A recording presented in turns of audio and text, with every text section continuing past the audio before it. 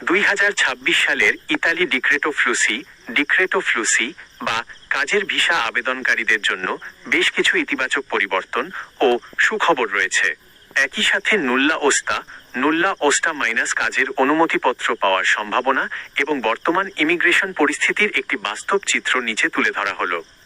2026 সালে ইতালি ভিসার মূল সুখবরসমূহ: নতুনদের জন্য দ্রুত প্রসেসিং।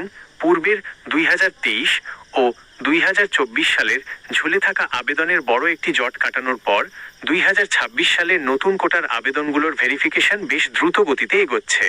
ইতালি সরকারের নতুন নিয়ম অনুযায়ী কোনো প্রভিন্স বা শহরে ফাইল জমার 45 থেকে 90 দিনের মধ্যেই নুল্লা ওস্তা ইস্যু হওয়া শুরু হয়েছে। মালিক বা স্পন্সরের তথ্য কঠোর যাচাই।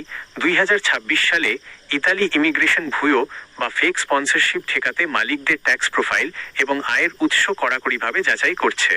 এর ফলে ভালো এবং জেনুইন আসল মালিকদের ফাইলগুলো খুব দ্রুত ক্লিয়ারেন্স বা নুল্লা ওস্তা পেয়ে যাচ্ছে।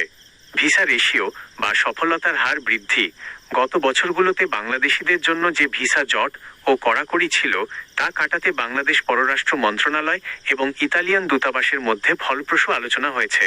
নতুন এবং ভেরিফাইড নুল্লা ওস্তা পাওয়া আবেদনকারীদের ভিএফএস গ্লোবাল এর মাধ্যমে ভিসা পাওয়ার হার বা সাকসেস রেট এখন অনেকটাই ইতিবাচক।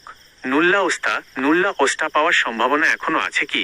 হ্যাঁ, নিশ্চিতভাবেই এখনো নুল্লা ওস্তা পাওয়ার পূর্ণ সম্ভাবনা রয়েছে, তবে এটি সম্পূর্ণ নির্ভর করছে কয়েকটি সুনির্দিষ্ট বিষয়ের ওপর। 1. ক্লিক ডেটের সময়। Click day timing.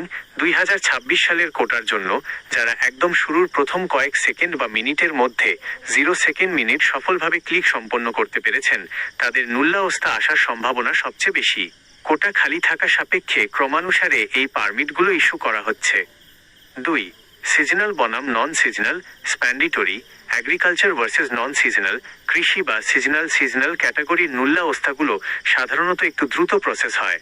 অন্যদিকে স্পন্সর, ডোমেস্টিক বা নন সিজনাল ভিসার ক্ষেত্রে মালিকের আয়ের নথিপত্র বেশি যাচাই করা হয় বলে এগুলো আসতে কিছুটা সময় নিচ্ছে। মে, জুন ও জুলাই মাসের পর থেকে রোম, মিলান, নাপোলি, ভেনিস সহ বিভিন্ন গুরুত্বপূর্ণ শহর প্রভিন্সেস থেকে ধারাবাহিকভাবে নুল্লা ওস্তা ইস্যু হচ্ছে। 3. স্পন্সরের বৈধতা ও জেনুইন ফাইল। আপনার ইতালিয়ান মালিক যদি আসল হন এবং তিনি যদি নিয়মিত সরকারকে ট্যাক্স প্রদান করে থাকেন যার পর্যাপ্ত আয় বা ইনকাম লিমিট রয়েছে, তবে আপনার ফাইলটি বাতিল হওয়ার ঝুঁকি নেই এবং খুব দ্রুতই নুল্লা ওস্তা চলে আসবে। জরুরি পরামর্শ: আপনার ক্লিক ডেটের সাবমিশন পেজে যদি কোনো কমিউনিকেশন বা তথ্য সংশোধনের নোটিশ আসে, তবে আপনার ইতালির লয়ার বা মালিকের মাধ্যমে দ্রুত সেটির জবাব দিন। এছাড়া আপনার নুল্লা ওস্তা ইস্যু হয়েছে কিনা তা ভিএফএস গ্লোবালের অফিসিয়াল পোর্টাল অথবা ইতালির ইমিগ্রেশন সাইটে নিয়মিত চেক করুন।